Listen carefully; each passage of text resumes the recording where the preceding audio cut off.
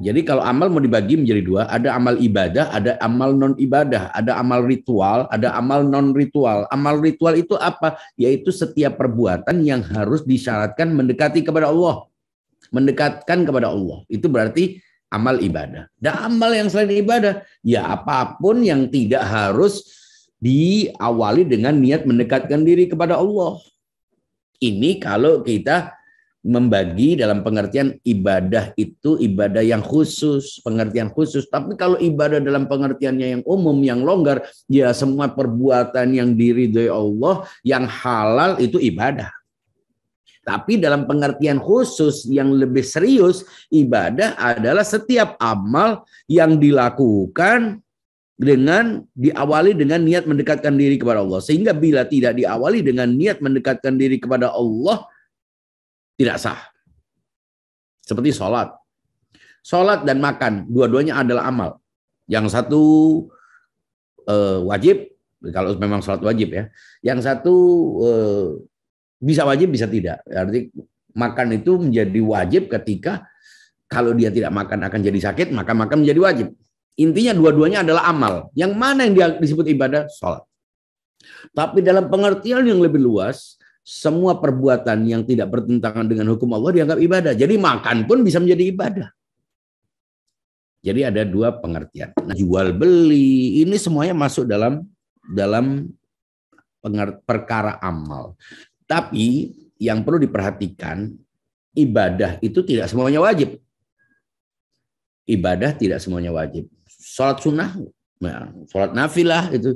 Tapi sholat nafilah pun tetap didasarkan pada niat mendekatkan diri kepada Allah. Sehingga apapun yang berhubungan dengan ibadah itu harus diawali dengan niat mendekatkan diri kepada Allah. Ya, kalau masyarakat umum biasanya lillahi ta'ala. Pokoknya harus ada menyebut kata lillahi ta'ala dalam hatinya. Puasa, apakah puasa itu jenis ritual atau non ritual? Dari satu sisi dia dianggap sebagai ibadah ritual karena harus diawali dengan niat mendekatkan diri kepada Allah. Sehingga kalau orang hanya tidak berpuasa, hanya tidak makan, hanya tidak minum, tapi tidak diawali dengan niat mendekatkan diri kepada Allah, tidak terhitung sebagai ibadah. Ya, tidak terhitung sebagai pelaksanaan kewajiban. Ya dosa kalau dia balil. Dari situ kita tahu apa yang disebut dengan ibadah. Oke, setelah kita tahu ini yang biasanya juga disebut dengan ibadah mahdhah, ibadah ritual murni. Orang menyebutnya sholat, puasa, begitu juga haji dan seterusnya. Ini semuanya disebut dengan ibadah.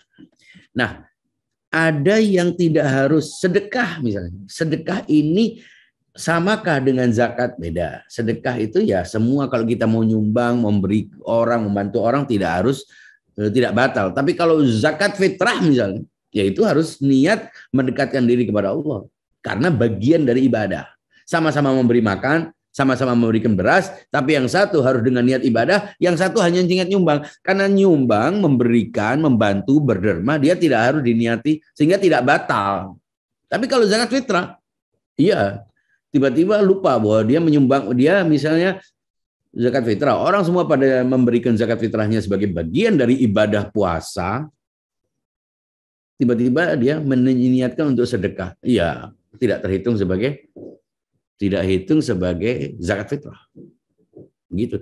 Atau dia puasa, nggak makan, nggak minum, tapi niat puasanya ternyata dia niat puasa sunnah, dia tidak meyakini ini sebagai, tidak ada dalam hatinya bahwa ini adalah puasa Ramadan. Ya tidak jadi puasa, batal. Karena harus diniati mendekatkan diri kepada Allah Subhanahu wa taala. Inilah yang disebut biasanya dengan ibadah vertikal. Ibadah vertikal. Tapi ada beberapa ibadah atau amal yang berhubungan, punya dua sisi. Dari satu sisi dia adalah ibadah, di satu sisi dia adalah non ibadah. Di satu sisi dia punya makna relasi vertikal, tapi di satu sisi dia juga punya makna relasi horizontal. Jadi seperti apa puasa? Ya, puasa punya aspek misalnya memberikan makan orang yang berbuka, itu pahalanya sangat besar.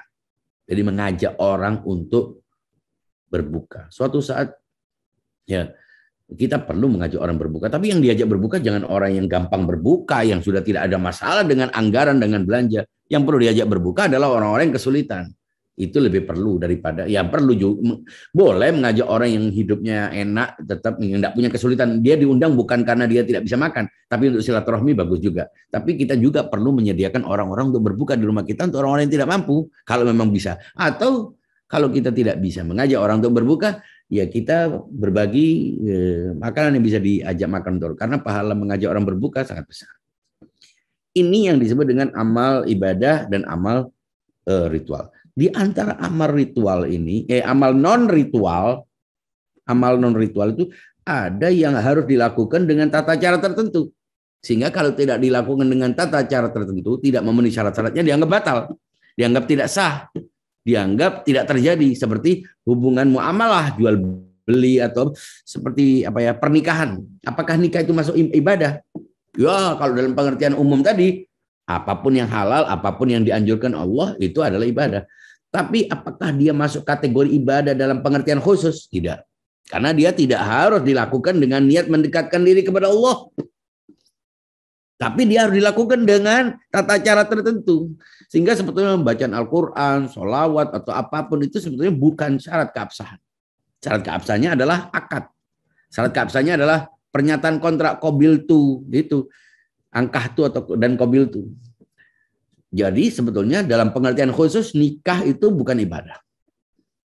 Tapi kalau dalam pengertian luas, ya nikah juga dianggap sebagai ibadah karena di situ ada tata cara akad. Makanya kalau ada orang tanya, bolehkah nikah beda agama? Ya enggak bisa, karena nikah itu aturan agama. Nah, aturan agama itu ada yang disebut aturan agama, aturan ritual, bagian dari ritus, bagian dari ibadah yang bukan hanya tata caranya, tapi harus niatnya. Jadi ada ibadah yang tata cara dan niatnya harus diatur oleh agama. Ada yang tata caranya diatur oleh agama, tapi tidak harus diawali dengan niat beribadah. Ada yang tata caranya tidak ditentukan oleh agama, juga tidak harus diniatkan mendekatkan diri kepada Allah. Seperti apa? Jual beli. Ya, jual beli tidak ada niat. Aku berniat mendekatkan diri kepada Allah melalui jual beli ini. Atau caranya tertentu tidak ada. Caranya apapun tidak harus ada pengucapan. Gitu. Beda dengan nikah. Nikah kalau tidak ada pengucapan angkahtu, qabiltu, tidak sah. Atau modus perkataan yang format kalimat yang lain.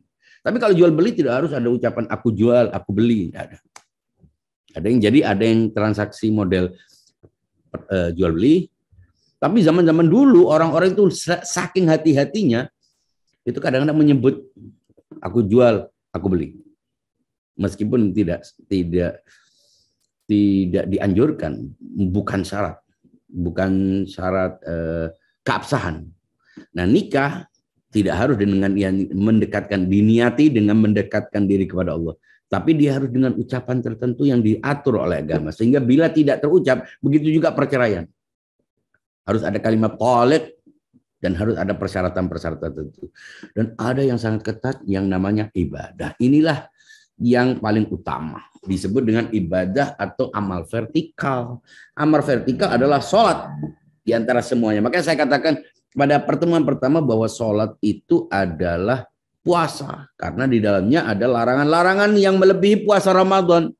Tidak boleh ketawa, tidak boleh gerak, tidak boleh tidur. Sementara kalau dalam puasa biasa orang boleh gerak, boleh tidur, boleh ketawa, boleh nangis. Tidak membatalkan puasa yang setengah hari ini. Setengah hari ya. Puasa sehari karena tanpa malam. Anggaplah begitu. Tapi kalau sholat ya itu plus dia tidak boleh makan, tidak boleh minum, harus suci. Orang puasa tidak harus suci.